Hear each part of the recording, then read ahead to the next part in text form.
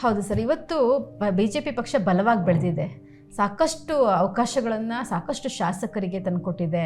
ರಾಜ್ಯದಲ್ಲಿ ಭದ್ರ ಬುನಾದಿ ಏನಾಗಿದೆ. ಆದರೆ ಅವತ್ತಿನ ದಿವಸಕ್ಕೆ ಏನೇನೂ ಇರಲಿಲ್ಲ, ಕೈಯಲ್ಲಿ ದುಡ್ಡು ಕೂಡ ಇಲ್ದೇ ಇರೋಂಥದ್ದು. ಅಂದರೆ ನೀವೇ ಪ್ರಚಾರಕ್ಕೆ ಹೋದಂಥ ಸಂದರ್ಭದಲ್ಲಿ ಕೂಡ ಯಾರು ದುಡ್ಡು ಕೊಡಬೇಕು, ಪ್ರಚಾರಕ್ಕೂ ಕೂಡ ಖರ್ಚು ಮಾಡೋಕ್ಕೆ ದುಡ್ಡಿರಲಿಲ್ಲ ಅನ್ನುವಂಥ ಸಂದರ್ಭ.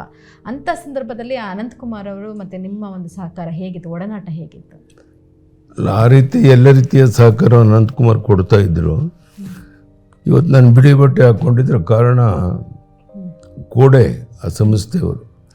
ನಾವು ಹಣಕಾಸು ಬೇಕು ಅಂತ ಹೇಳಿದಾಗ ಅನೇಕ ಸಂದರ್ಭದಲ್ಲಿ ನಾನು ಅನಂತಕುಮಾರ್ ಅವ್ರ ಮನೆಗೆ ಹೋಗ್ತಾ ಇದ್ದು.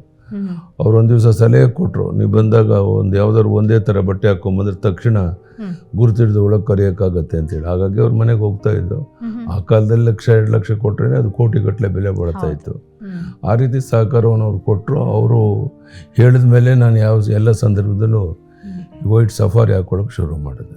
ಓಕೆ, ಸಾಕಷ್ಟು ಬಾರಿ ಮುಖ್ಯಮಂತ್ರಿಗಳಾದ್ರೂ ಕೂಡ ಪೂರ್ಣ ಪ್ರಮಾಣದಲ್ಲಿ ನೀವು ಮುಖ್ಯಮಂತ್ರಿಯಾಗಿ ಅಧಿಕಾರವನ್ನು ನಡೆಸಲಿಕ್ಕೆ ಅವಕಾಶ ಸಿಗಲಿಲ್ಲ. ಯಾಕಂದರೆ ಜೀವನನೂ ಹೋರಾಟ, ರಾಜಕೀಯನೂ ಹೋರಾಟ ಅನ್ನೋ ಥರ ಆಯಿತು, ಅನಿವಾರ್ಯ ಆಯಿತು. ಆ ಸಂದರ್ಭದಲ್ಲಿ ಸಂದರ್ಭ ತಕ್ಕಂತೆ ಕೆಲಸ ಮಾಡೋಕ್ಕೆ ಅವಕಾಶ ಆಯಿತು.